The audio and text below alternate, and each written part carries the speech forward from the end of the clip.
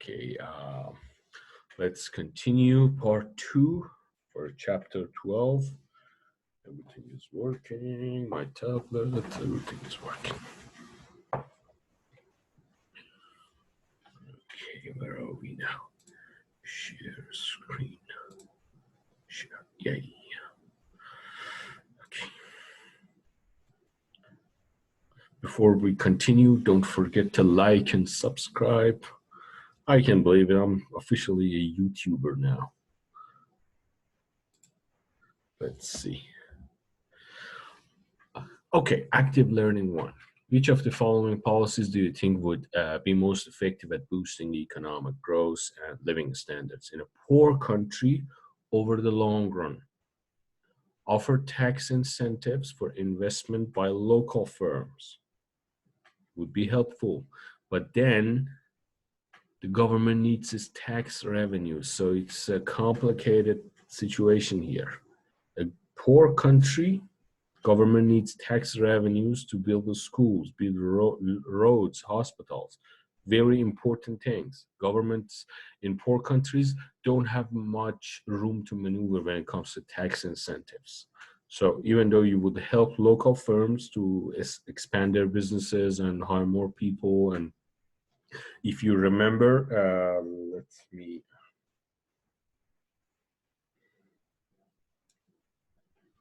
if you remember from our tax discussion,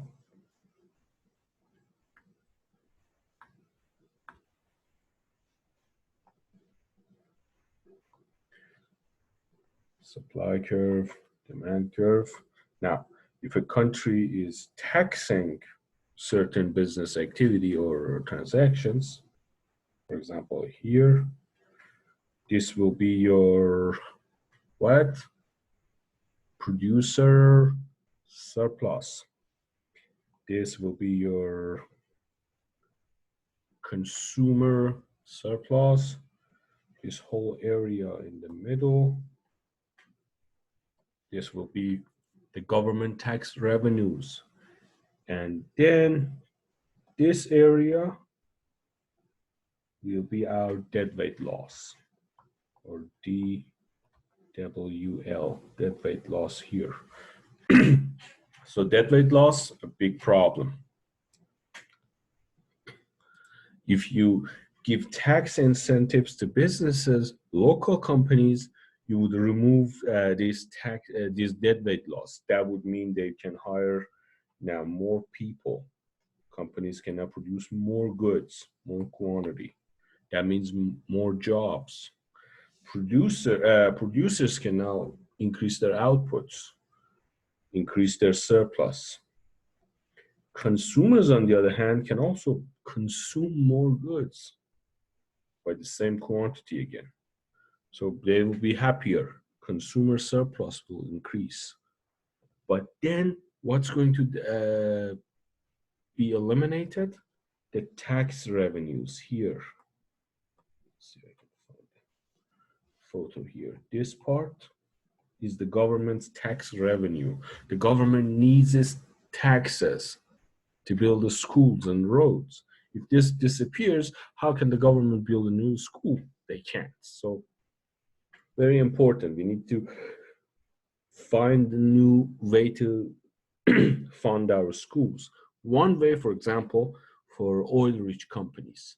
After oil was discovered, these companies, these countries, oil-rich countries, come on, up here. These oil-rich countries, they could afford to eliminate taxes. So not only oil made them rich, but also because now they have oil revenues, they could afford to not tax their businesses anymore. So now consumer surplus, maximize, producer surplus, maximize.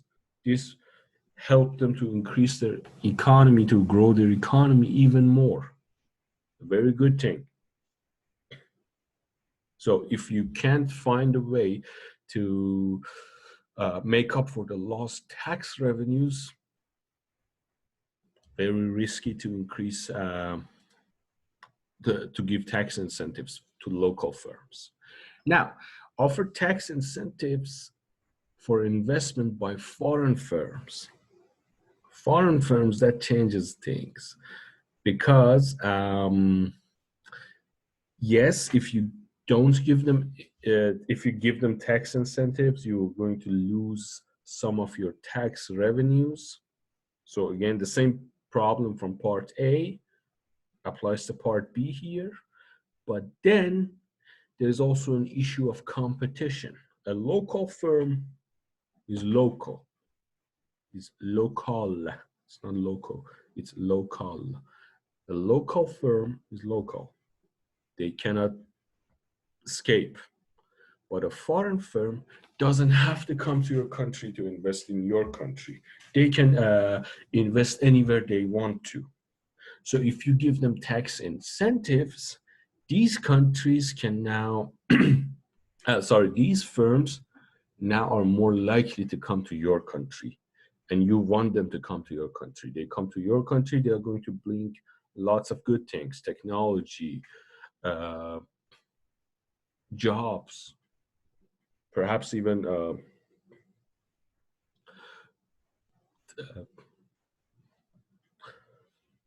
like roads and infrastructures. For example, in India, when big companies want to make huge industrial investments because the infrastructure was so poor. For example, I'm a huge multinational corporation. I want to invest billions of dollars in India, in let's say Gujarat or Punjab or I don't know about India that much. So what I do is that I also build a road to that place. I also build an airport.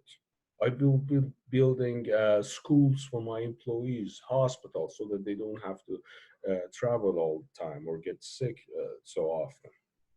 This could help tremendously in growing the economy by helping to increase their human capital and physical capital and infrastructure, everything. So this is a much stronger argument here. If you can somehow make these foreign firms to come to your country and not go somewhere else, then I would say it's a good investment. I would say this is a good option. Give cash payments for good school attendance. That's school attendance. You could give money to students. For example, if I before we had to switch to online discussions, if I were to tell you guys that from now on, if you'd come to my class, I'll pay each one of you $100 for every time you come to my class, then I would expect class participation would go up. Then you wouldn't be sick so often. You wouldn't have to, like, I don't know, like, we all know what happens. Like, the emails you send me, some of them were very hilarious. Those emails would disappear. Now I would see a lot more people showing up a lot more often. But then that cash payments, can't I just invest that money in building a hospital or building a school or just lowering taxes? I mean, I could control school attendance through certain measures. I could just always tell you that, you know what, 25% of your final grade is a school attendance. If you don't come to class, no one is going to get a grade above C. Then I could control for that. But if I pay you cash, I wouldn't have money left to build a hospital or to build, let's say, roads and airports and infrastructures. So this is a big trade-off. There are big trade-offs here. Crack down on government corruption, very important. When a place is corrupt, what happens is that basically every economic activity will become costlier than usual. For example, imagine I want to record my lectures and put them on YouTube. Now, right now, everything is free. I just use my internet. I pay for my internet bill. I use all these softwares that are free. I already have my laptop, my tablet. Everything is free. I already have them. If they're not free, there's a big opportunity cost. I could be playing video games right now instead of recording this lecture. That's the opportunity cost, but I don't have to pay for it. But now let's assume there is corruption.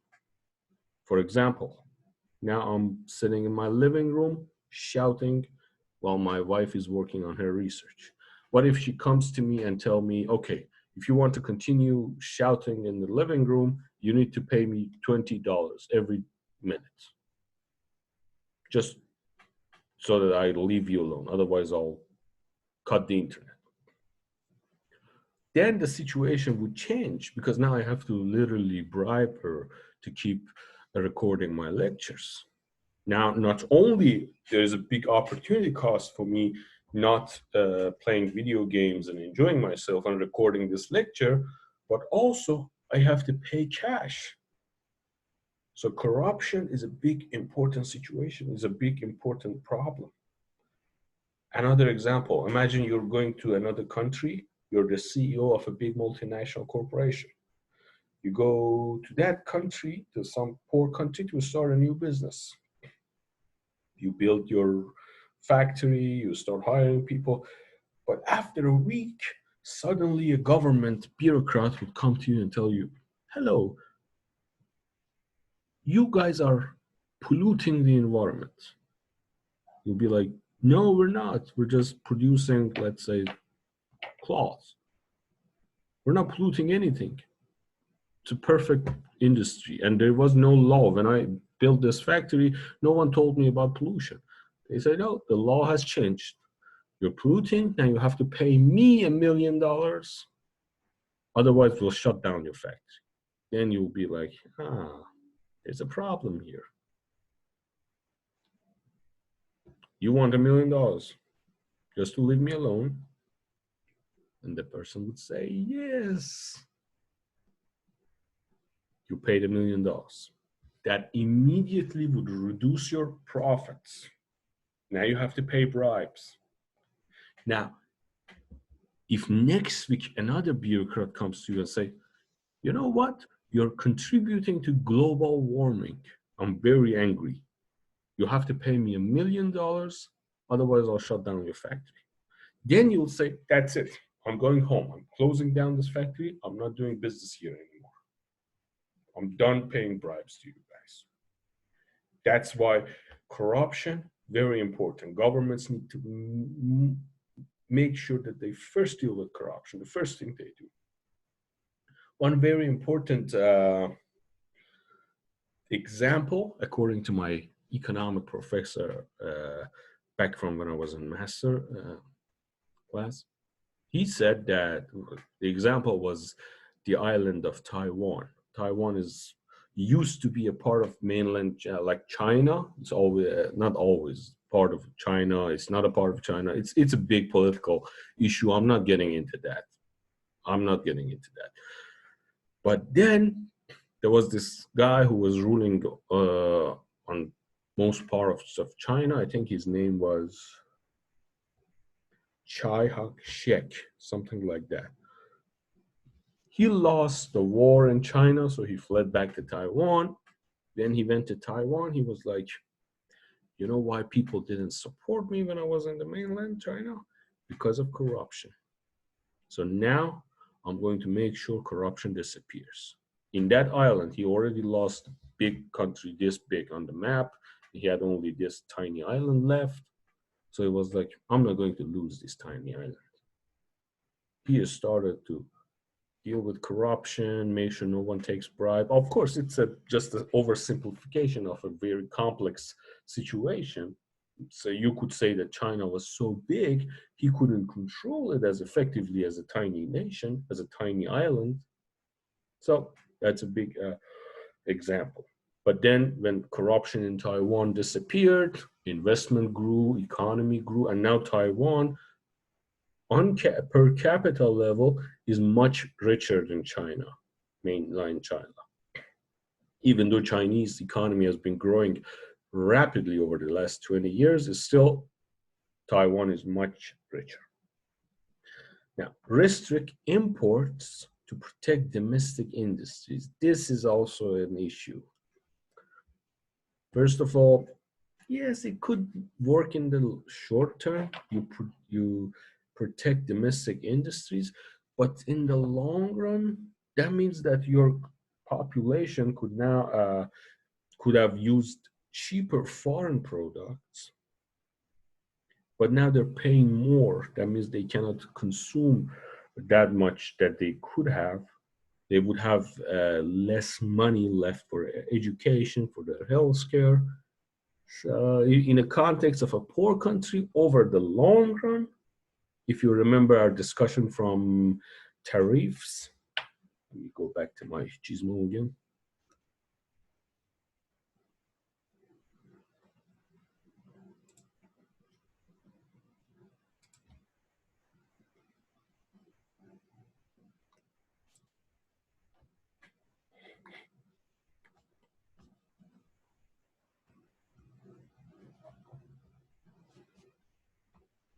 Back to our tariff discussion. If you remember, we had this. This was the domestic supply curve, the demand curve. This was the world price. Let's say the world price level is here.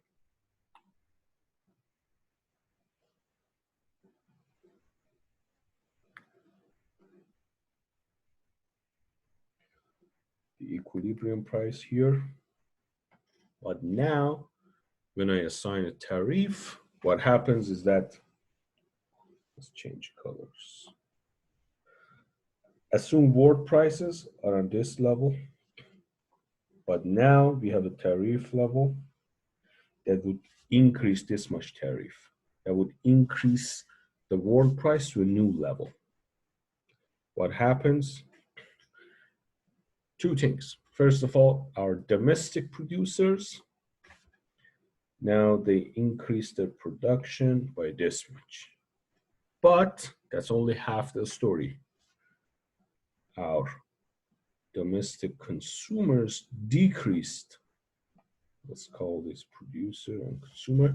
They decreased their production this much. So now consumers are producing less.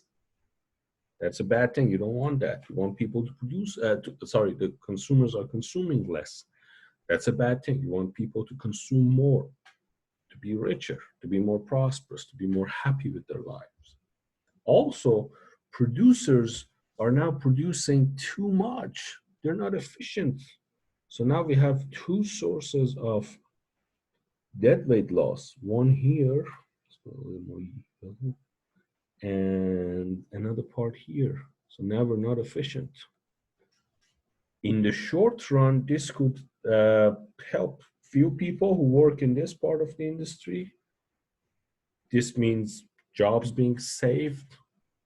People have more jobs, they can afford to send their kids to school. But in the long run, this deadweight loss is a problem. We're talking about the long run here.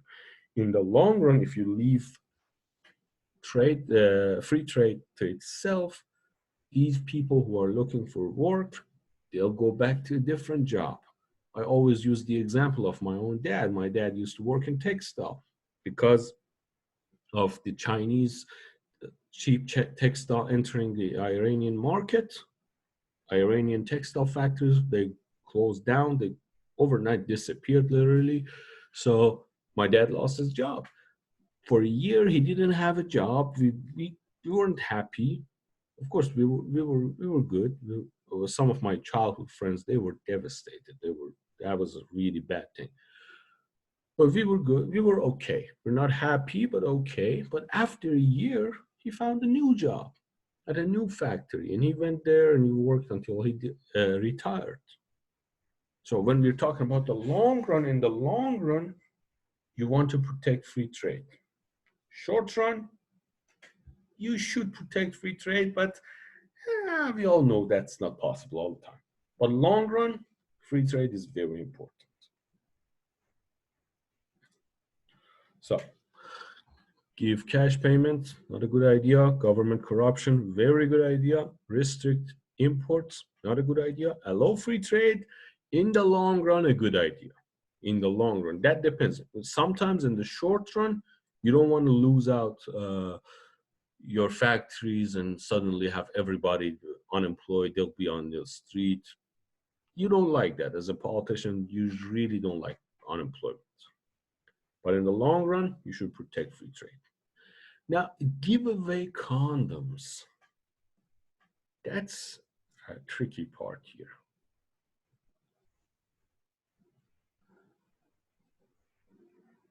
First of all, give me a second. I need to get all the jokes out of my system. Really don't want to make a joke, especially this is going on YouTube. Give away condoms. There are good things and there are bad things. Good things. If you give away free condoms, free protection, that means people won't have unwanted children. People won't have unwanted kids. That means they can plan ahead. They can have more control over their lives, especially for young women. Young women can now afford to keep going to school. They don't have to drop out of school when they're not even graduated. Some can even go to university because now they have control over their own reproduction. So this part is good. We're talking about a poor country over a long run. So in a poor country, women usually marry earlier or at least start reproducing earlier at an earlier age. And if they have access to reproductive health and protection, that means they can now control their own making babies system. So now they have more control. If they want to go to high school, if they want to graduate, they can do that. They won't get pregnant suddenly and have to readjust their lives. On the other hand, if you don't give away condoms, people will have babies. Babies are not a bad thing. So when you're talking about the economy, perhaps you could even argue that having a few unwanted babies is not a really bad thing for the macroeconomic perspective of a country, especially if the parents don't tell their babies that you're an accident. You'll have more people to go to school. You'll have more people to work in factories. You'll have more people to consume, most importantly. So increase in population would definitely increase labor. If you remember from going back to this, going the wrong way. If you remember here, if you increase your labor, then you can increase your output. So that's not a bad thing. That's a huge argument, and I'm not no way an expert in this area. We should listen to public policy experts and the people who study population growth and their effect on the economy. I can think of two different approaches. One approach is the Japanese example. Of course, Japan is not a poor country, but right now, the Japanese economy is in trouble. And one of the main reasons that the Japanese population, they're just not having babies anymore. So it's not really like if I want to start a new business in Japan, I would tell myself, who's going to buy my products in 50 years? These folks are old. In 50 years, most of them wouldn't be around anymore. I want people to buy my products. If I start a business here in the United States, that's a big different story. People here have kids. That means people will buy my products 50 years from now. That's one approach. The other approach is I read somewhere, I don't remember exactly where, they said that if you want to eliminate poverty, the main important tool to eliminate poverty is to empower women. If women aren't tied to just raising kids and like 10 kids, they have control over their own reproduction, then they can plan ahead. It's okay, this is my job, this is my income, this is my partner's income, this is how much money we make.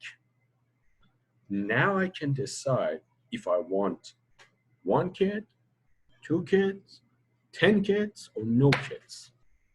So that's a very important thing. If you let rational people decide for themselves, you're going to get the best outcome. And that's the most economic thing you can say. Give away condoms, complicate the situation. Or I would say yes, let's go ahead and give away condoms. I don't want to hold on to other people's. Let's just move on. The economic growth and public policy. The ways public policy can affect long-run growth and productivity and living standards. Saving and investment, diminishing returns and catch-up effect. Investment from abroad in education. Health and nutrition. Free trade, research and development. Population growth. Saving and investment.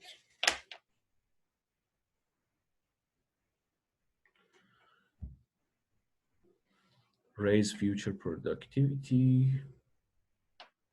Just give me a second, just 1 second.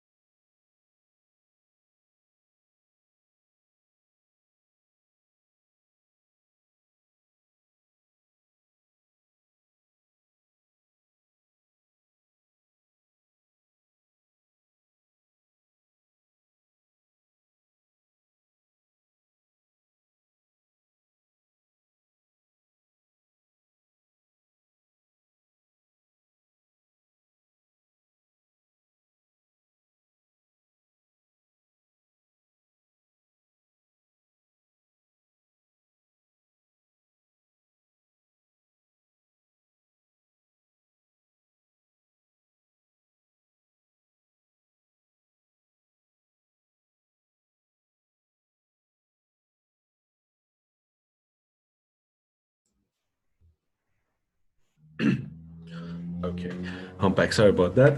Raise future productivity. Now, saving and investment. What's saving? If you remember from our discussion on GDP, chapter 10, saving is when I don't consume today so that I can consume more tomorrow. Saving, some people say saving is the most fundamental thing, one of the most fundamental things in a civilization. From 5,000 years ago to today, everything we have, saving has something to do with it. Think about it. You go to work, you make some money, you put some of that money away. Again, you go to work next year, you save all this money, and then after, let's say, 5 years and 10 years, now you can afford to buy a farm. You buy a big chunk of land, you start to build your fences, buy some cattle, you start to raise your cattle, and now you have a big farm, a big ranch and farmstead. That's why saving is good. So all those years you went to work, instead of going on fancy vacations and buying nice cars, nice clothes, you saved your money.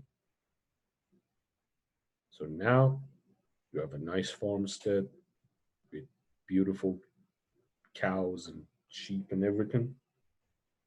And now you're making more money. Now you can afford to buy better cars and better go on better vacations. That's why saving is important. Of course, in this time, saving is a much more complex thing. When you're talking about the credit card companies and taking loans from banks, and basically some people are saving money, some people are using the money that other people save. This is a very complex world that we're living in today. But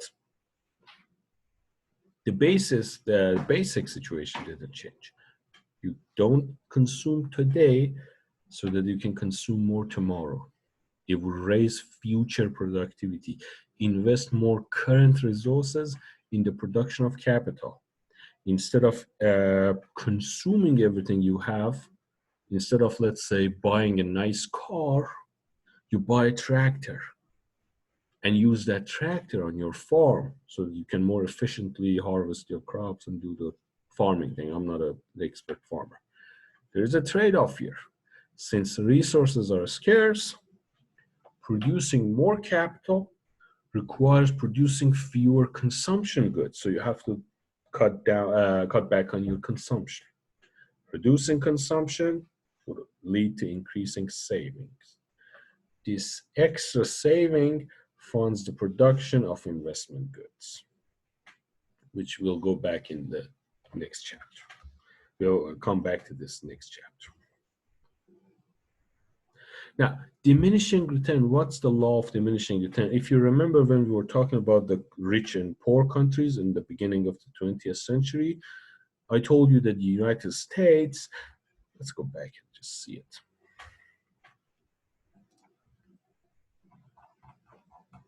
Here. If you can see here, United States started the 20th century with a really high GDP per capita compared to Brazil. Now, United States has been doing really well in the 100 years. Very good government, efficient government, no civil wars, no political crisis, no foreign armies occupying it and burning half the country to the ground, as happened in France and Germany and China and Japan and almost lots of more other countries, a lot of other countries. But then United States has a lower economic growth compared to, let's say, Brazil, Japan. Japan was nuked. The country was literally nuked, and it still has a higher economic growth rate than the United States. So what happened? It's because the United States was already richer. The law of diminishing return is telling us the more you have, the harder it is for you to acquire more.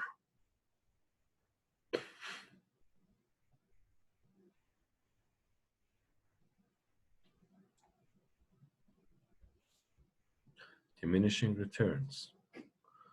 Policies that raise saving and investment. Fewer resources are used to make consumption goods. More resources to make capital goods. K increases, rising productivity and living standards. In this increase in capital goods increases productivity and living standards. But the problem is this faster growth is temporary, because the law of diminishing returns. As K rises, the extra output from an additional unit of K falls. How do we see that? This is,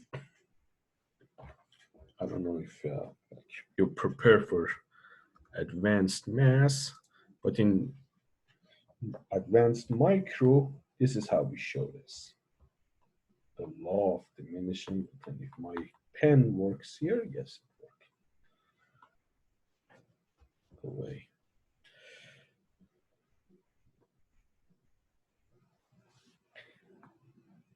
If you can see here, for example, let's say this is our, yeah, this is our FLK, our production function. And let's see, this is our technology here. Now, if I want to check the increase in output for increase in K, that would be my partial derivative of F over K. That means for every unit of K that goes up, how much F goes up. This will be certain, let's call this an R. This R shows us for every increase in K, how much this will increase. This R is most definitely greater than 0. That means if I increase my physical capital 1 unit, my output, which is F, would increase by a measure equal to R, which is greater than 0. So if I increase my physical capital, if I buy a faster laptop for my TA, for example, NC State, if you're listening, sending you guys a signal. If I buy a new laptop, a new gaming laptop, not gaming, I don't want to use that word, misleading, but if I buy a fancy new laptop for my TAs, then their output, the quality of their service would increase. But then, how do we show the law of diminishing return? This is a little bit too advanced, so if you don't get it, don't worry about it. You have the first derivative, but then the second derivative will tell you if I take another derivative on this R, then the situation changes. This would equal to something, let's call it alpha, and this is less than 0. What does this guys mean? This means for every level of K, as K goes up, if I increase K 1 more unit, the increase in R would go down. So if I increase K, let's say K is right now 100 unit of capital. If I add 1 more unit of capital to that already 100 unit, my output would go up by, let's say, 5. But then if my capital is now 200 units and I add 1 more unit to that capital, it wouldn't go up as before. It would go up less than before. It would go up, let's say, 2 units. Second derivative, it means how much the rate of change would change. How can I explain the rate of change? Do you know, like, have you ever driven a car? Like, if you've driven a car before, you have speed and you have acceleration. The speed is how fast I'm going right now. If I'm going, let's say, 50 miles per hour, I'm on the interstate, I'm going 50 miles per hour. The car behind me is mad at me. It's like, go faster, you're blocking the road. I go faster. I go now to 70 miles. My speed increased from 50 to 70. But my acceleration is how fast I could gain that speed. When I was going 50, it took me, let's say, it took me 10 seconds to go from 50 to 70. But now that I'm going at 70, if I want to go to 90, if I want to add a similar amount of speed to my current speed, it wouldn't take me 10 seconds. It would take me 15 seconds. It would take me more. That's acceleration. Acceleration is the rate of increase in the value. We're talking about R here. R is the value. How much value is added if you increase K. But alpha is the speed that you can add value. This would go down. That's the law of diminishing return. And I just made a lot of people confused. And if you don't belong to this class and you're watching this video on the YouTube, I humbly apologize. So again, rate of return and the law of diminishing return, make sure you Google second derivative to see how it works. Policies that raise saving and investment. This faster growth is temporary due to diminishing returns of capital. As K increases, the extra output from an additional unit of capital falls. Now, this is beautiful. If you see here, you can see if workers have little K, giving them more increases their productivity a lot. Let's say we have 5 mechanics and only 1 wrench. If I buy them 1 more wrench, my output would increase by 100%. Because 1 mechanic can only use one wrench, and the other mechanics don't have any wrenches, so they cannot work. So I would buy them 1 more wrench. Now 2 mechanics can work at the same time and fix the car. So my productivity just increased by 100%. I would buy another mechanic, I'm not going to buy another mechanic, I'm going to buy another wrench, my 3rd wrench. Another mechanic also enters the repair shop, starts working. 1 more and 1 more. After I have all my workers, all my mechanics with a brand new wrench and working, and I would buy another wrench, then productivity wouldn't change. Unless you talk about what happens if a wrench breaks down and I can use the other wrench. But so if you look at the curve here, at the beginning, if I just add 1 more unit, the increase in productivity, which is Y over L, is a lot.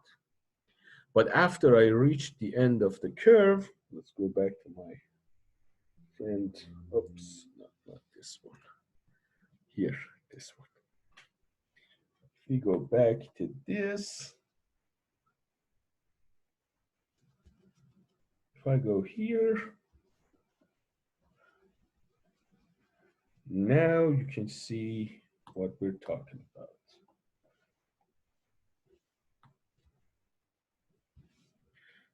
At this point, let's say I'm here. If I increase 1 more unit, my productivity would increase by this much.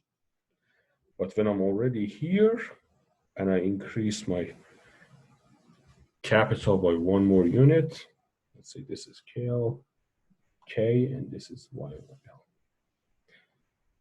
Now, my productivity will only increase by a very tiny fraction, this much. You can see here compared to here. This is much bigger. This one is the first one here. This is much bigger. That's the law of diminishing return. We increased output, we increased productivity by increasing capital, but as we increase capital more and more and more, the return on this person, this guy, which is productivity, will go down.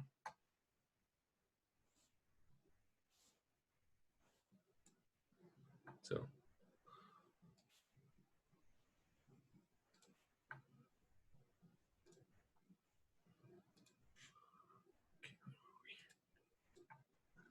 okay.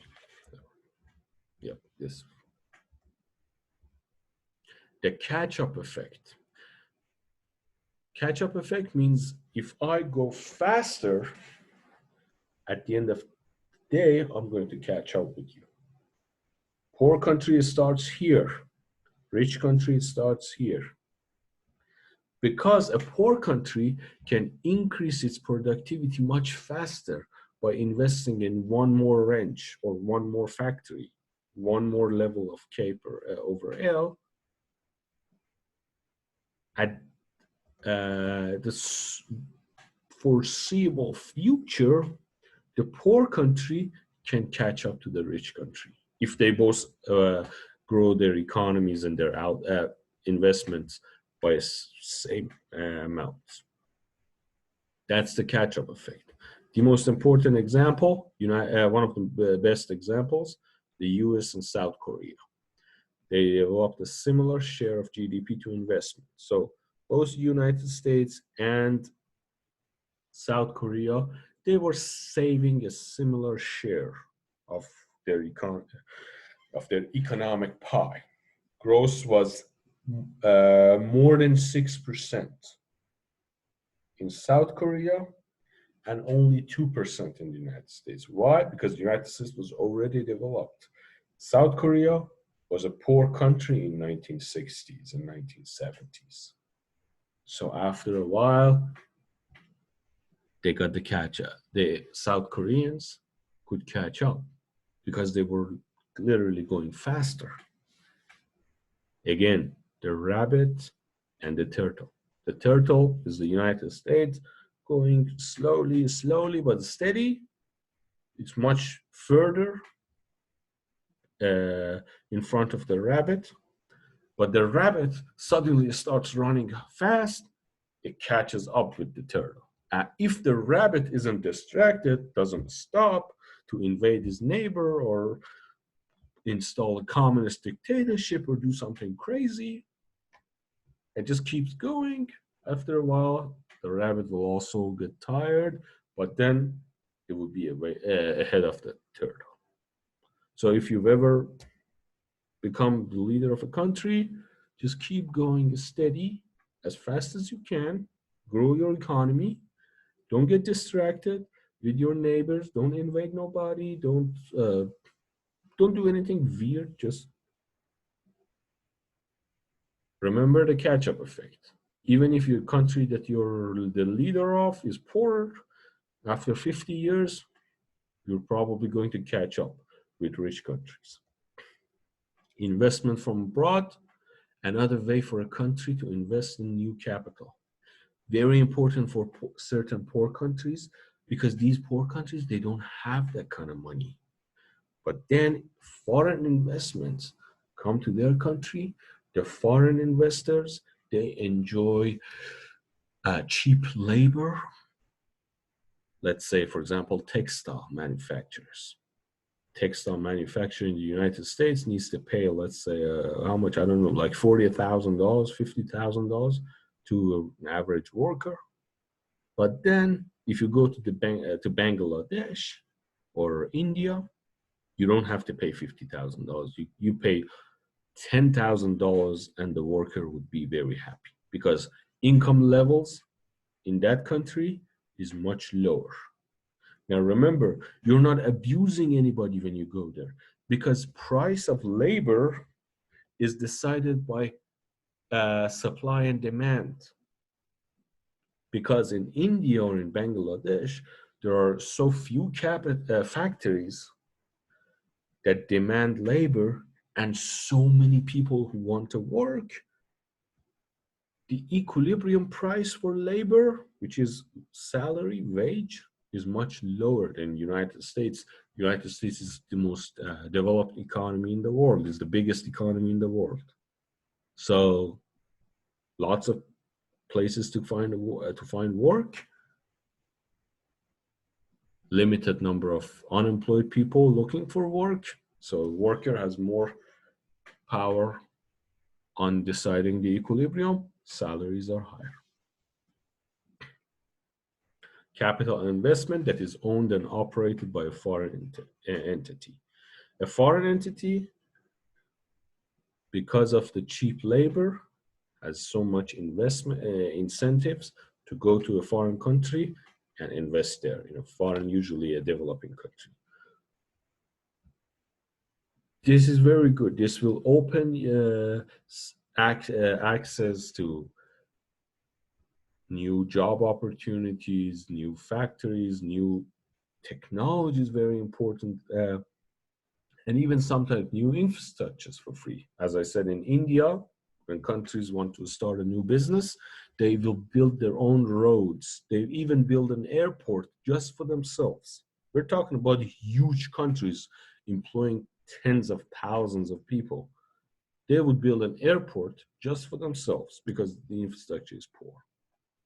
Foreign portfolio investment, on the other hand, is investment financed with foreign money but operated by domestic residents. That's a different kind of investment. It's still very good.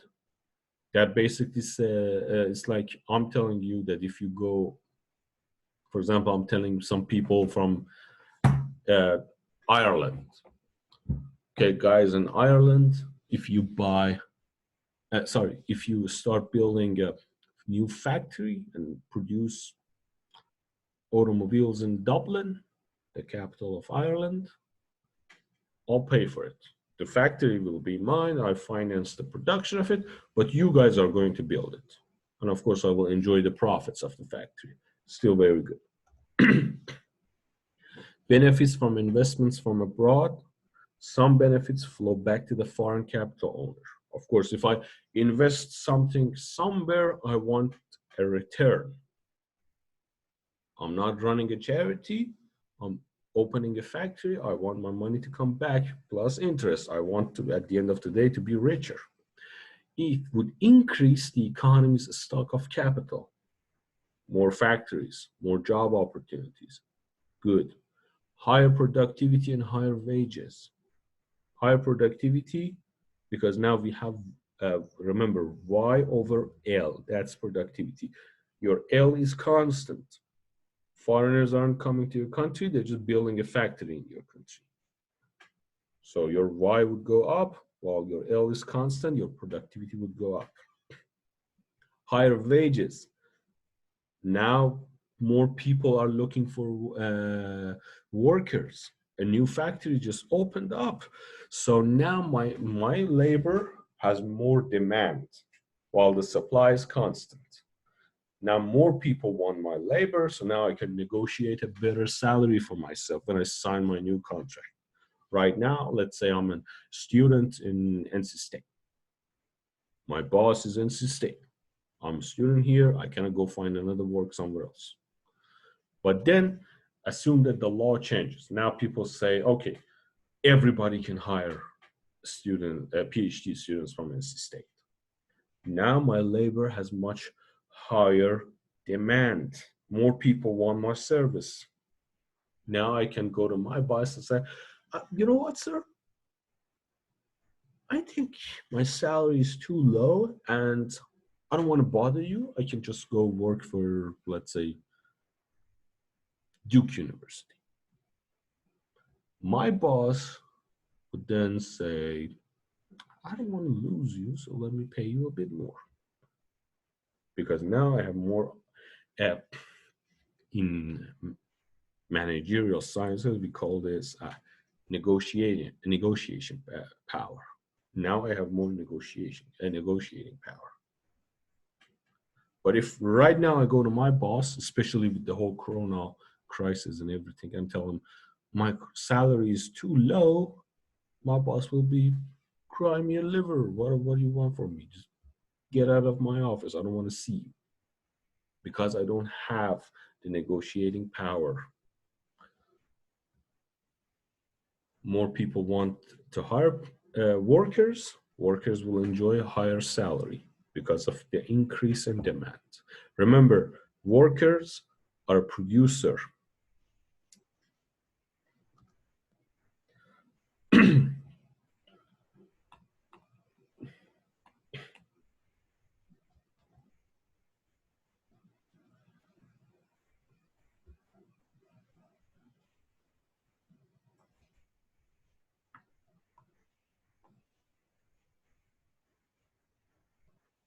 Workers supply their labor. Firms and companies demand that labor. They would hire them. They would negotiate with one another, and at a certain point, they would reach an equilibrium. This would be the level of employment in the country, and this would be their salary or wage, how much money they're going to get paid.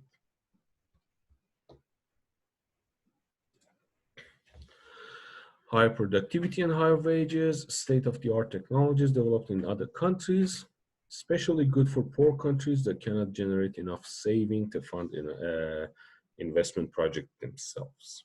These countries are usually poor, so they cannot build new projects on their own. They don't have many rich capitalists, or their governments can't build things. So foreign money, very good. Education. Education, investment in human capital. Gap between wages of educated and uneducated workers.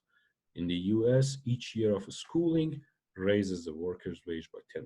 It's obvious if people go to school more and be better educated, they're going to make more money. Opportunity cost. Going to school has a very important opportunity cost. If I go to school, I cannot make that kind of money that I would have if I wouldn't go to school. Spending a year in school requires sacrificing a year's wages now to have higher wages later. Wages now to have higher wages later. Why are you guys here? What business do you have watching my lectures? You're in the school because you're expecting after you graduate, you're going to find a better job, enjoy a higher salary. You can, right now, you can just say, okay, I saw this guy face, this Ahad.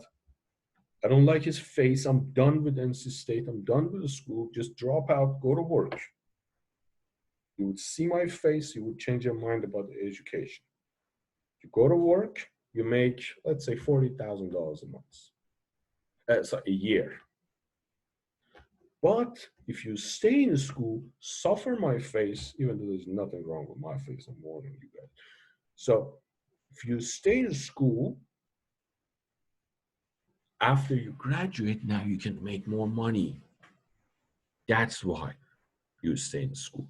The salary that you're losing by not going to work right now and keep going to school is the opportunity cost of your education. For poor countries, another problem that is created is brain drain. Many of these poor countries, what they do is that they invest lots of money in education. They think education is much cheaper to provide compared to, let's say, factories and physical capital. It's always cheaper to build a school than, let's say, a factory. So they would invest more in education and more in education. What happens is that then they would say, you know what, poor people, go to school for free. Up to your PhD, we'll pay for everything. I go to school, I get my PhD, I become a doctor, I become a surgeon, I become an engineer. But then after I become all that, do I stay? No. Why do I need to stay? This is a poor country. There are like bad services. There's like a half working hospital. I don't like to live here. I want to go somewhere where I can have more amenities to enjoy. Also, many of these poor countries, they have weird laws. Like, I want to be free. I want to enjoy my life. I don't want to be told how to dress or who to marry or what to do, what not to do. I want to be free. I'm a human being. I'm a doctor. I deserve to be respected. I'm the same quality of a person that anywhere in the world. I don't want some person to bully me or oppress me. That's why many of these folks, after they get their degrees, they leave the country. Say, bye. I enjoyed your education, your free schooling, but now I'm going. And who wins here? The rich countries. Many rich countries, they get to enjoy a lot. It's if you look at the big picture, it's exactly like the poor countries are paying the rich countries a lot of money. Let's say a poor country spent like $20,000 to train a doctor. and then the doctor leaves for a rich country. This has the same effect as if the poor country would just pay the rich country $20,000. So here you go, say enjoy it. You're already rich, so you can spend this money better than I can. So brain drain is a very big problem. It makes poor countries to remain poor much longer.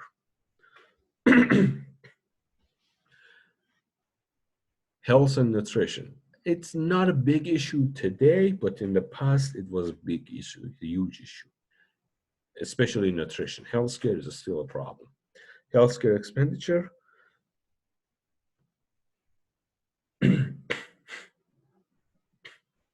Healthcare expenditure is a type of investment in human capital. Healthier workers are more productive. Basically, the idea is if I provide better healthcare or somehow make my population healthier, they can go to work more, they can be more productive. Also, this is very important, especially when you enter this healthcare into the environmental arguments. If my people are living a healthier life, they get to live longer. So they can, on average, accumulate more experience.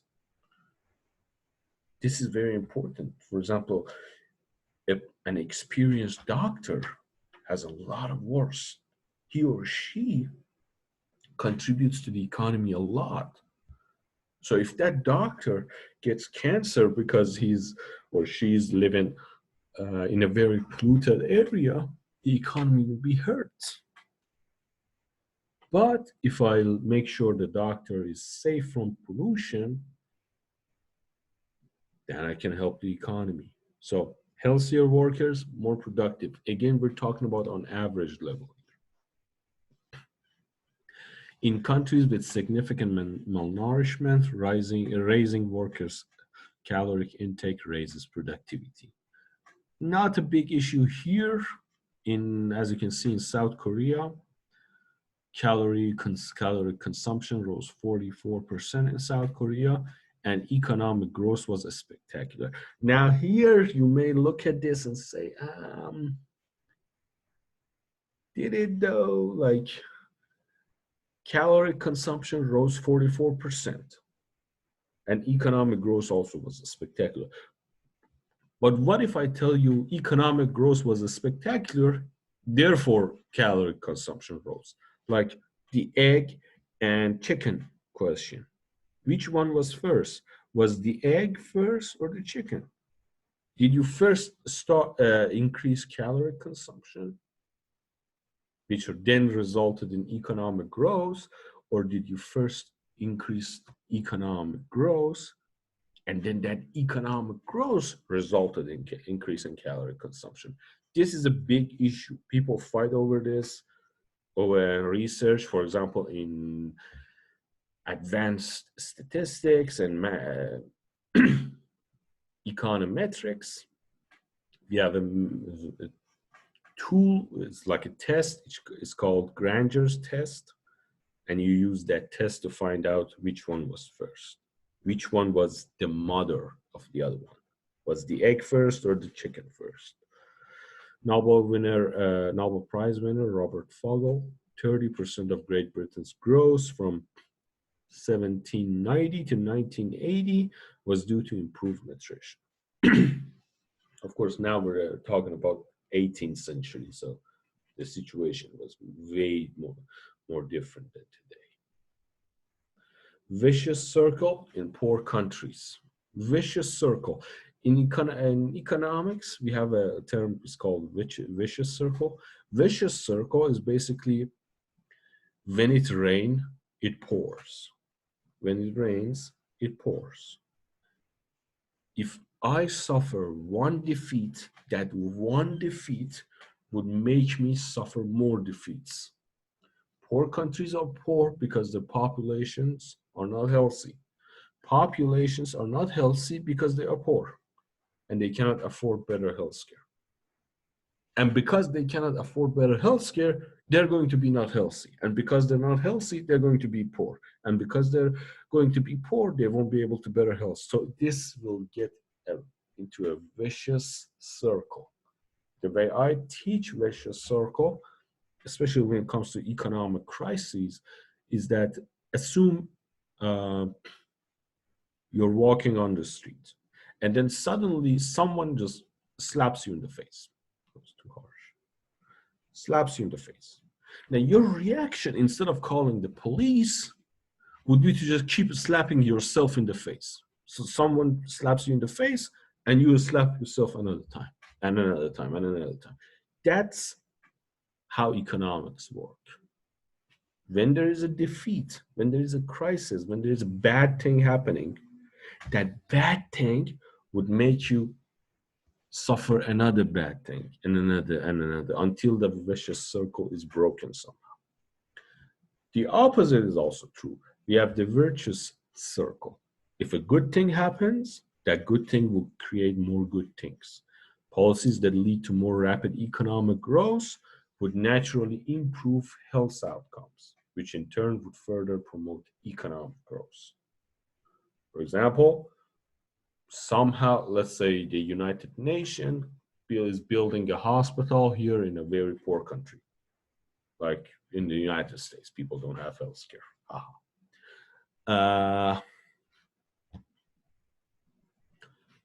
That would actually create a situation where now people have access to better health care. So now these people, they don't need to worry about going to another city just to visit a hospital, or not be able to afford it, and having their children suffering from disease and everything. Now they can enjoy cheaper healthcare, more effective healthcare. They can live longer. They can go to work much longer. They won't get sick so often. This would make them richer. After they become richer, now they can afford to pay, hire more doctors for themselves, go to doctors more often, go have a checkup, go have that CT scan test from last year, for example. And then this would cause them to be healthier. A good thing happening would create more good things. Property rights and political stability. To foster economic growth, protect property rights.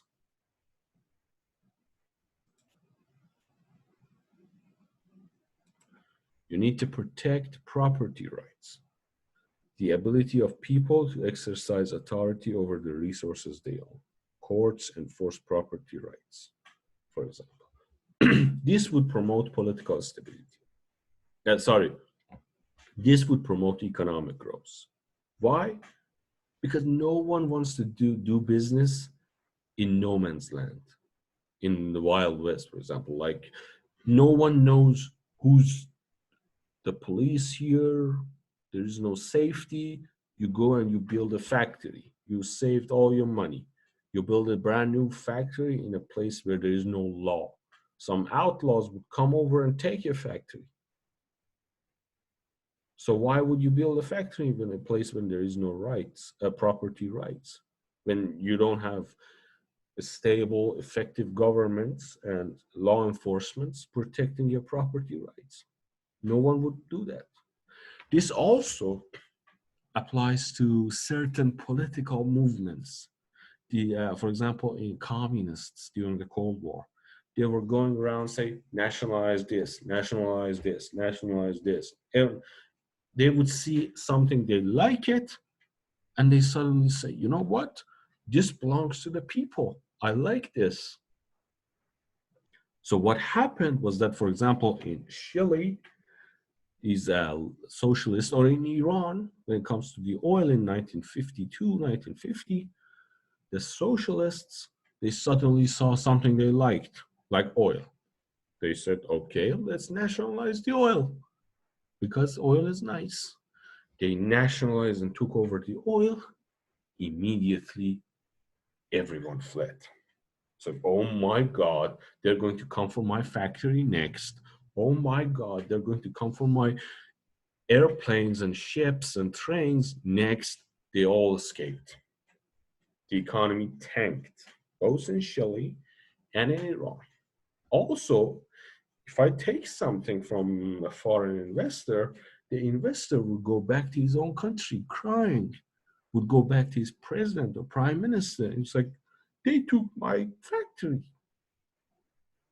And then the government the investor belongs to would say, well, don't cry, don't worry.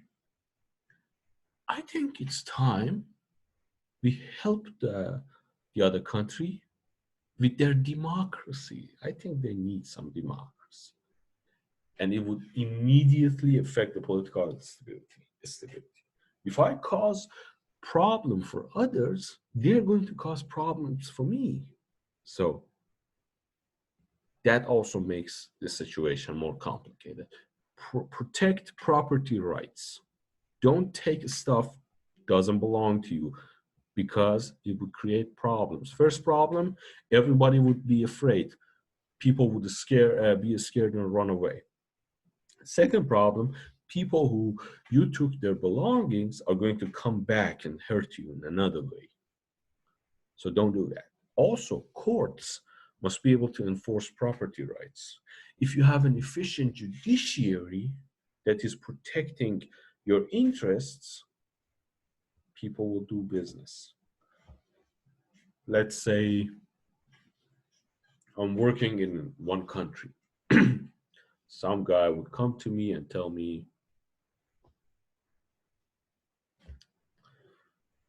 can I borrow some money? I would say, yeah, sure, here, $100. When are you going to pay it back? He would like, in 6 months with 2% interest. I say, that works. Perfect, thank you. But then after 6 months, the guy doesn't show up. I'll go to court. There is no judge. The judiciary is not efficient. They tell me, come back in 2 years. After 2 years, I'll go to the judge, and the judge is old and ineffective, and he's like, just forgive him, don't worry about it, forget about it. What happens is that next time someone come to me and ask me for $100 loan, I would just say no. This would diminish economic activity. So this property right also extends to financial assets. If the judiciary is efficient, I go to court, I get what's mine as fast as possible. Then, first of all, people have fewer incentives to cheat one another, try to scam each other. So situation will be safer, better, cleaner. Also, people won't be dissuaded from engaging in certain investment and financial transactions. So efficient judiciary, very important. Promote political stability. No one likes to live in a place where people are constantly fighting with each other. So John Maynard Keynes, I think he was a famous economist, but I think he said that investment is like a deer. Deer would run away at the first sign of fighting. As soon as the deer hears a bullet, run away. War, political instability, bad for the economy. Don't fight people. If you want to help your country's economy grow, just don't fight. Just be normal. And the country's economy will grow. Property rights, prerequisite for the price system to work. So if you have property rights, now a market can function. Because now I know what belongs to whom. If there is no property rights, there will be no price system. Price system will just be meaningless. For example, if someone comes to my apartment's door and asks me how much is for this tablet, and I say, $200, and the person will say, no, that's too expensive. Give me your tablet or I will shoot you. Just say, there you go, sir. That is the tablet. Next time someone comes to my place and asks me how much is your laptop, I'm not going to give him a price. Just it's not for sale, or just take it and leave. So in order to have a price system, a functioning price system, you need to have property rights. Lack of property rights, a major problem. Contracts are hard to enforce. Fraud, corruption often goes unpunished. That example from the judiciary. Political instability, frequent coups, creates uncertainty over whether property rights will be protected in the future. If every morning I wake up, there's a new president, I will say, chances are one of these guys are going to be a communist and try to nationalize what I have. So I'm not going to just invest there. I'm happy. Thank you very much. I'm not going to even travel to that poor country with coups every week. When people fear their capital may be stolen by criminals or confiscated by a corrupt or idealist government, less investment, including from abroad, and the economy functions less efficiently. Results would be lower living standards. Economic stability, efficiency, and healthy growth requires law enforcement, effective courts, stable constitution. When everyone knows what's going on, people can just come out with new laws every morning, and honest government officials. This is very important, especially when you talk about uh, certain poor countries, when governments are stronger in enforcing their laws. For example, in China, one of the reasons that China could quickly become such a big, giant success story was that the Chinese government was already well established, powerful, with very good, perhaps too good law enforcement. Like sometimes you would hear stuff, it's like the police in China is too good.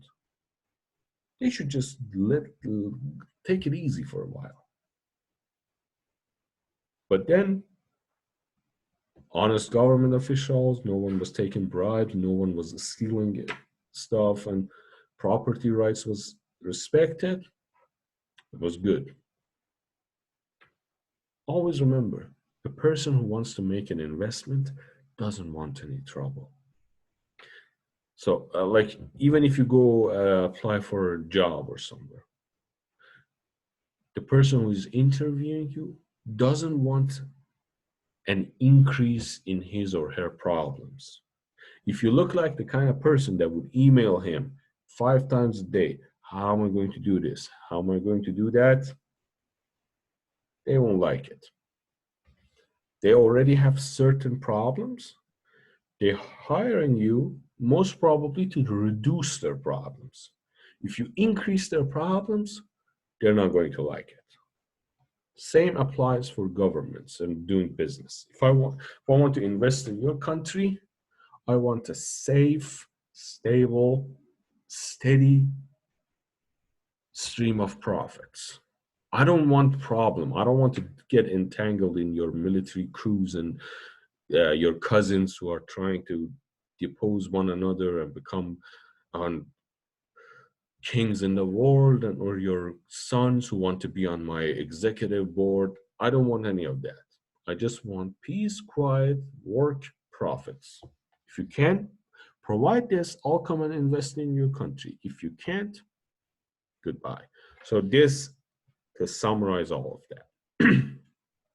Free trade, inward-oriented foreign policies, inward-oriented policies like tariffs, limits on investment from abroad, they aim to raise living standards by avoiding interaction with other countries. Outward-oriented policies, however, elimination of restrictions on trade or foreign investment, promotes integration with the world's economy. Trade has similar effects as discovering new technologies, improves productivity and living standards. Countries with inward oriented policies have generally failed to create growth. For example, Argentina during the 20th century. Of course, Argentina is like a big basket of disasters. Whenever there is a problem in macroeconomics, you can see an example, which is, for example, Argentina. We're talking about political stability. For example, Argentina. Argentina had like 5 coups and political instability in the 1970s. We're talking about peace and international and avoiding geopolitical crisis. Another example is Argentina.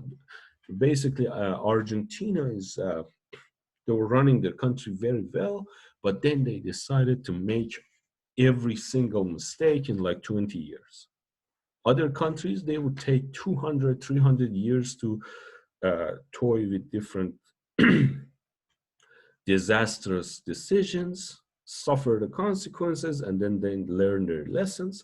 Argentinians, however, unfortunately, they tried all of the wrong decisions in like 20, 30 years, 30 years. Like first of all, they had like these, they started to toy with communism and disrespecting property rights. Then they suffered. Then suddenly political instability and coups started.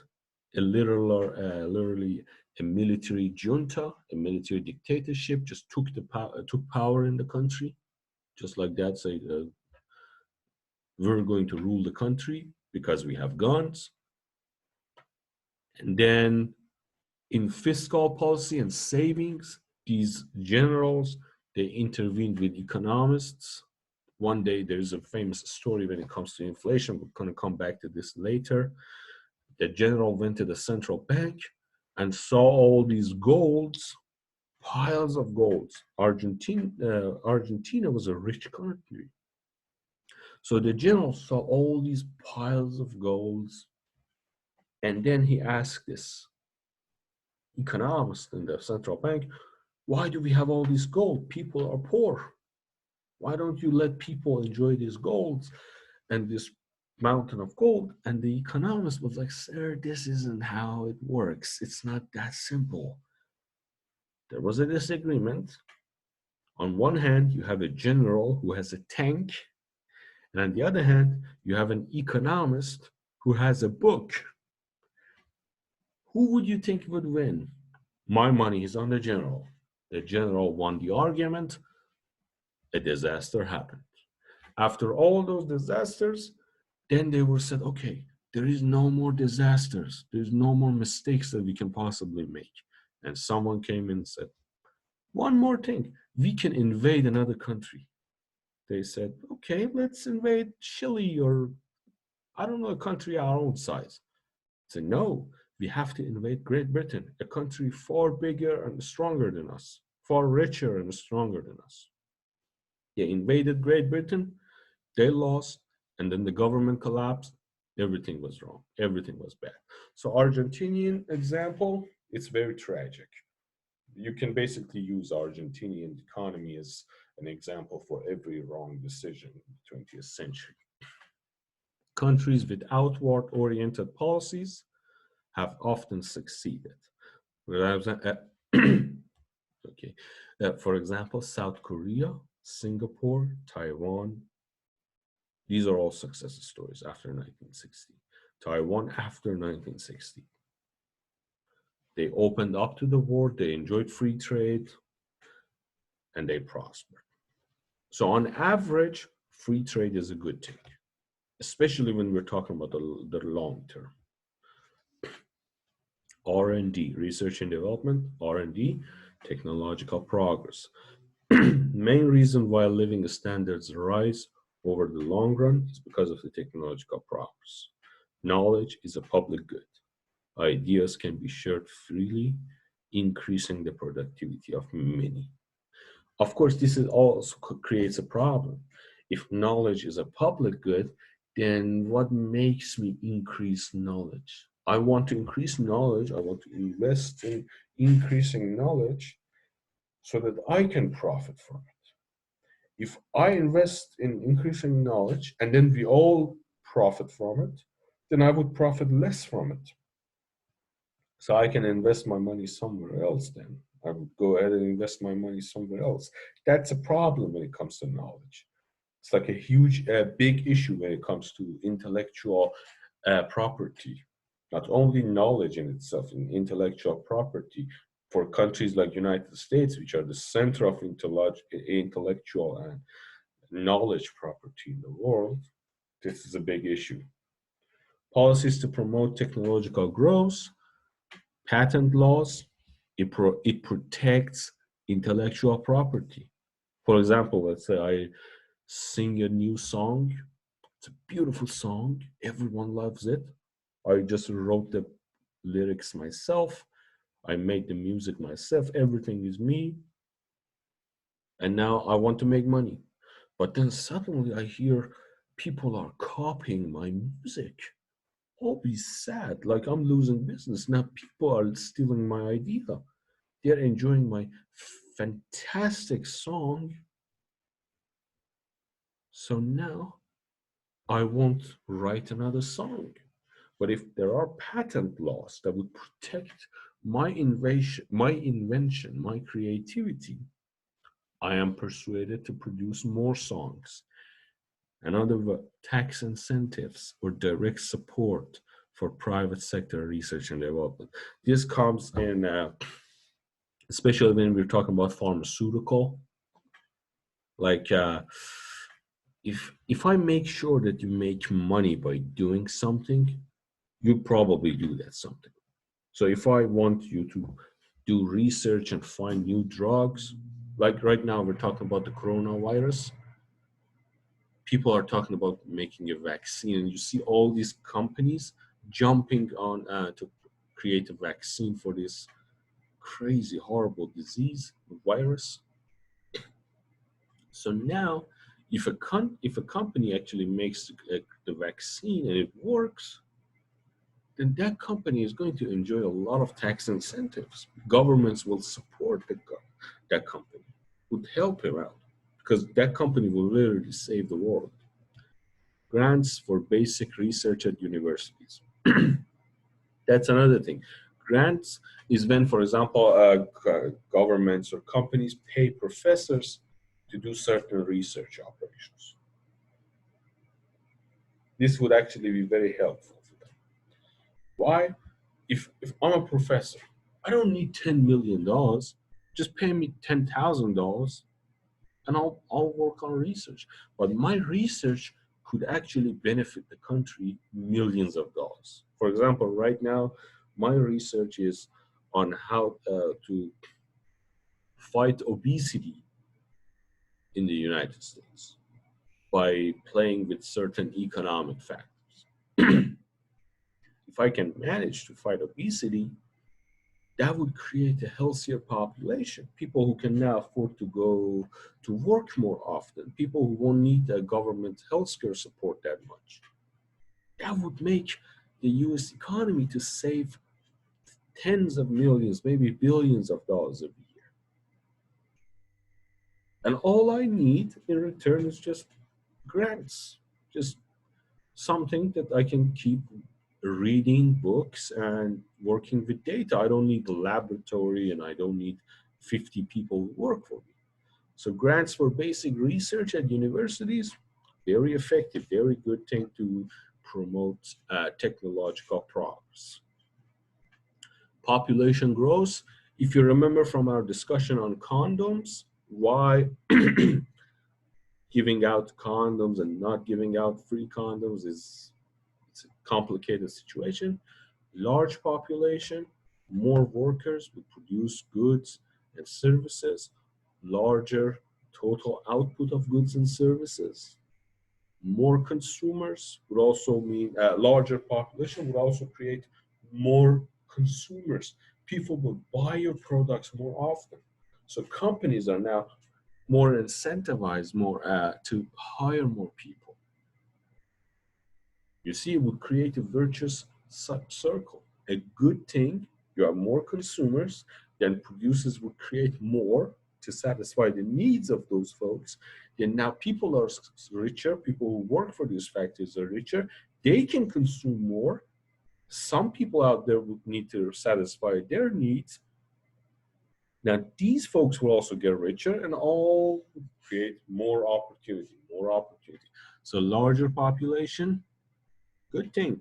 Population growth may affect living standards in three different ways.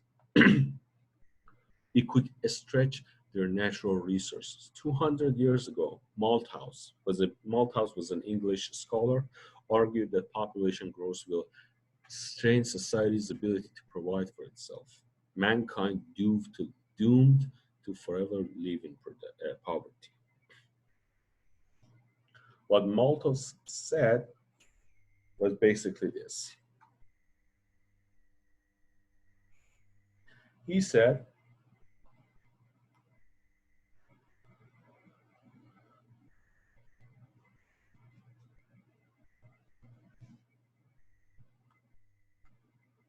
so look at this graph. This is how much food we're producing. You would buy more farms and more farms and produce more food and more food and more food. It's a linear relationship. You have a farm with like 10 acres, you can produce some wheat.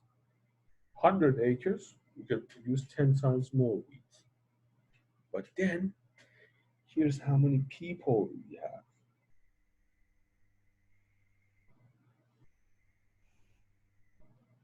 This,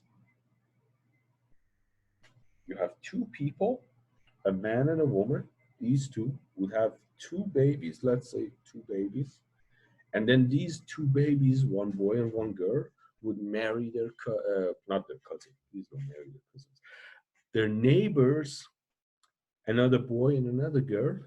They would make two babies each. You will have an exponentially increasing population. So your population would increase, increase, increase, increase. And at this point forward, this is very important. At this point forward, you will have more people every day that you can feed. This is the problem. You can no longer feed so many people. Then, after we pass this point, people are going to starve. This is what Malthus said. So, basically, Malthus said something horrible, and it was like, bring a plague or something so poor people die, otherwise, we will all die. We will all starve. But this never happened. Why? Because Malthus didn't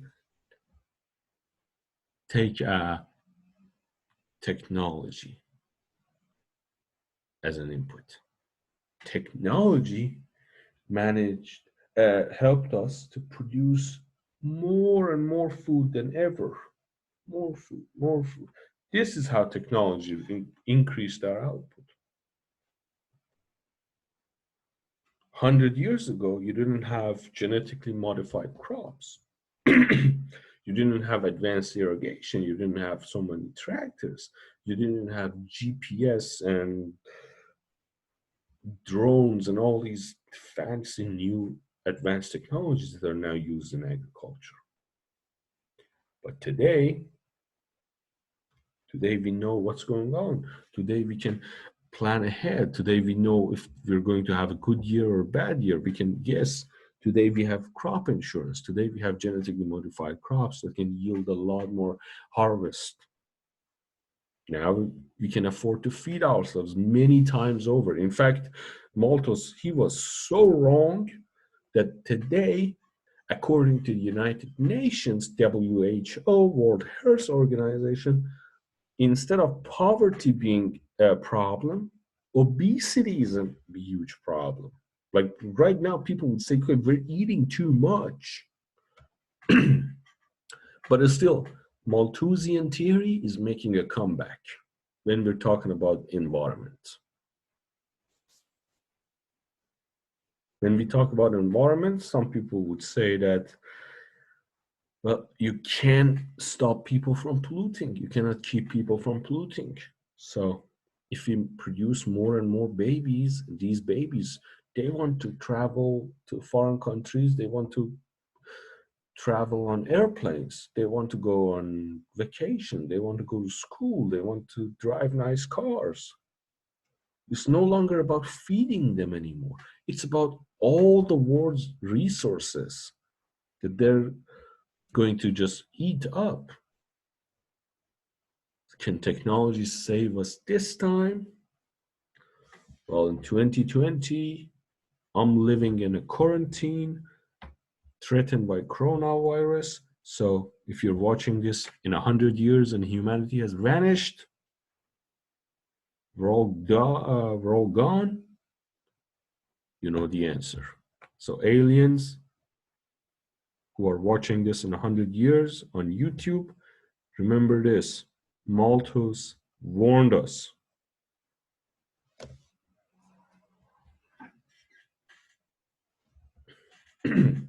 Population growth, diluting the capital stock. High population growth spread the capital stock more thinly, lower lower physical capital per worker, and it would cause lower productivity and living standards.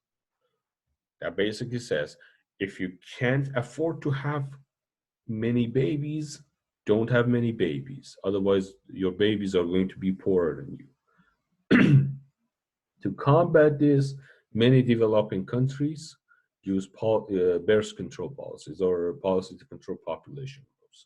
For example, government regulations, China's one-child law, increased awareness of birth control, equal opportunities for women, promote female literacy to raise opportunity cost of having babies. Of course, that's a very dark way to look at it, but if you promote female literacy, women will be more aware of how the world works.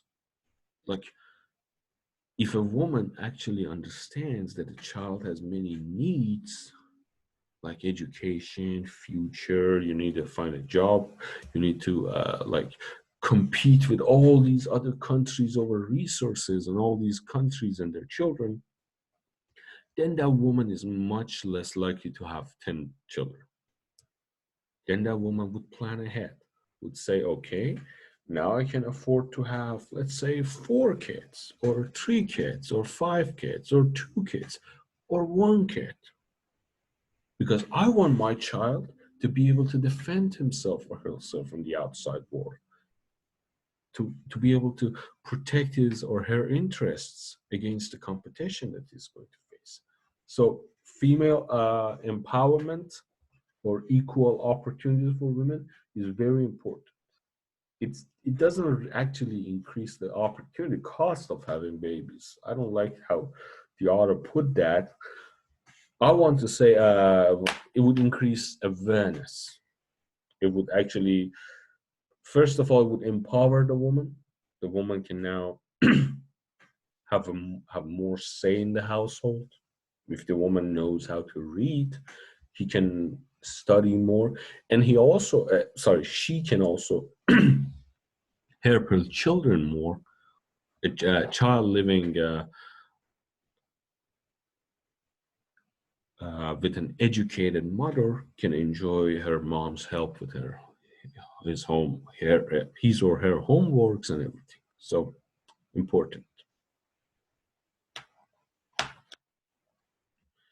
Promoting technological growth, world population growth, engine for technological growth and economic prosperity.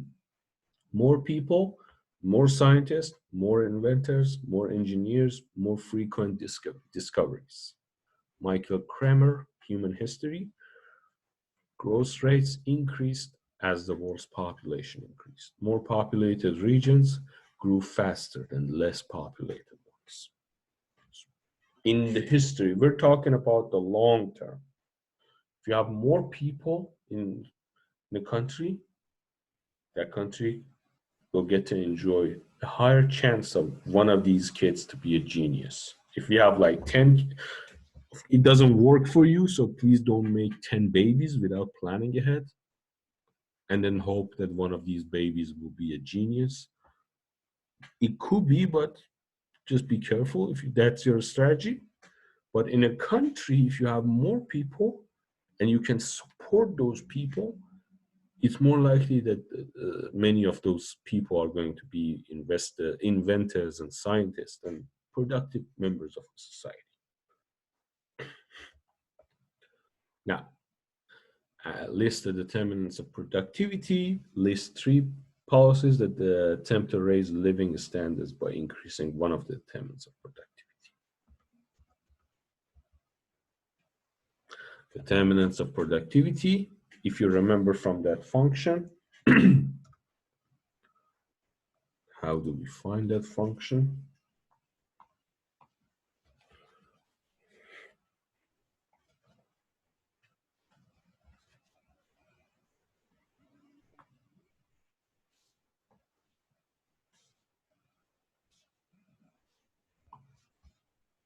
Oh, sorry, I don't know why. I automatically, you just leave me alone, I will draw one of these. Now, y would be equal to a f of, what happened? F of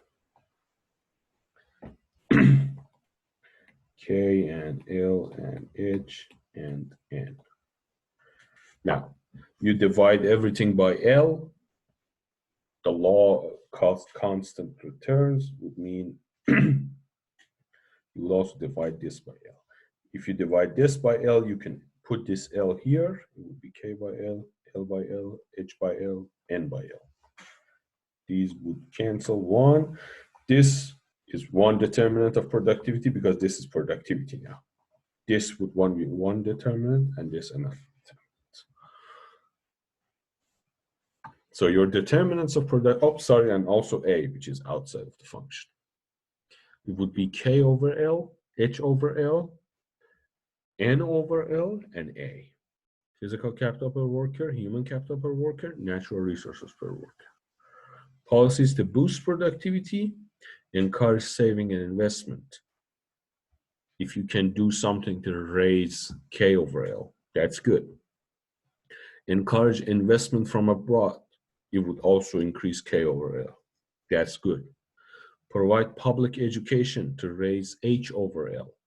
That's again good because public education make people be able to go to school more often. People who cannot afford proper education for themselves today, they can go to school. They can increase their human capital. Natural resources per worker. N increases. N goes up. For example, patent law. You have no example for N over L. Let's say build a new pipeline. You build a new pipeline, you will have more natural resources per worker. You have more oil, more gas, more electricity. That's good. How to increase technological knowledge, patent laws, or grants. If you defend people's interests involved in R&D, they're more likely to produce more technology. If you control population growth, however, instead of increasing the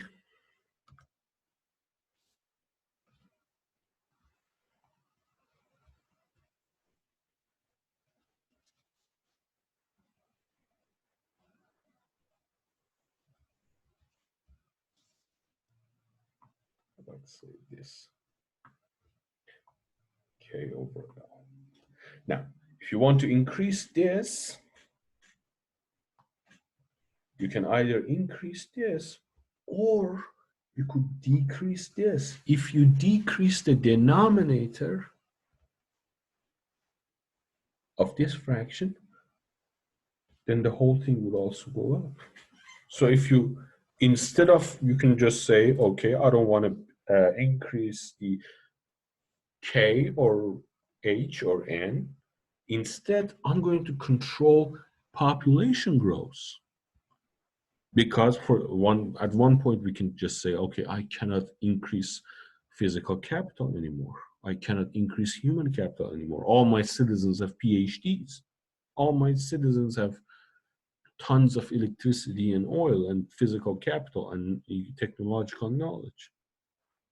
At this point, I can only control for population growth so that more people will have more things. That's one way to answer this question. What do you guys think? I really want to think about this. And please leave your ideas on the comment section, because now I'm a YouTuber. I have absolutely no idea why am I a YouTuber, but let's have a discussion on the comment section. What do you guys think? What do you think about the whole lecture? Like, was it too annoying? I know it's too long because no one can now control me. I can just talk and talk and talk. There's no time limit, so God help you guys for the rest of this semester. Now, our last discussion. Are natural resources a limit to growth? Some argue that population growth is depleting the Earth's non-renewable resources. That's I said about the Malthusian theory. It's making a comeback. This is the comeback. Depletion of the Earth's non-renewable resources. This is limiting growth and living standards.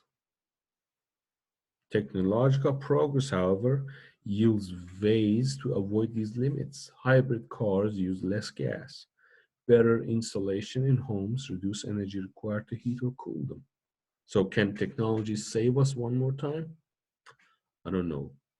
In 100 years, if we're still around, people on the YouTube could watch this video and say, yes, technology saved us, Grandpa. Or no, humans were just finished. I don't know. Market economy, scarcity is reflected in market prices.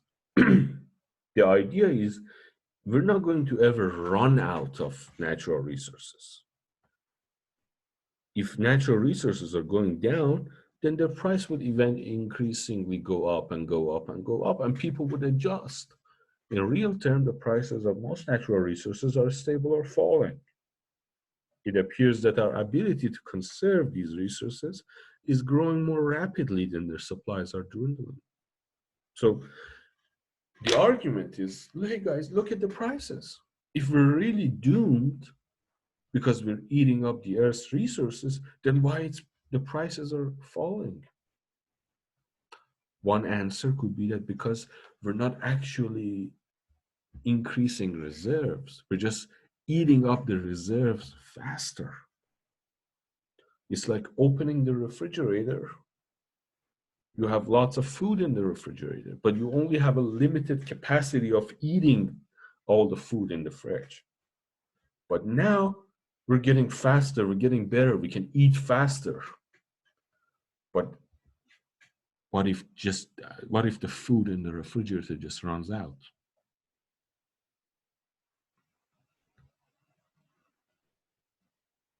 I don't know. What do you guys think? This is a great discussion. Okay, conclusion. In the long run, living standards are determined by productivity. Policies that affect the determinants of productivity will therefore affect the next generation's living standards. One of these determinants, saving and investment. We'll come back to this, chapter 13. That's it, guys. Thank you very much. This was great. Thank you for watching. If you watch this, would welcome your comments, and I also welcome if you like and subscribe. Thank you very much, guys. Thank you very much. I hope you're okay. Just make sure you follow the safety procedures. Stay safe.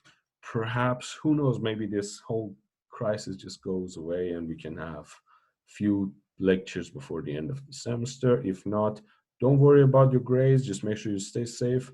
We're going to work together and we're going to stay alive. See you next week.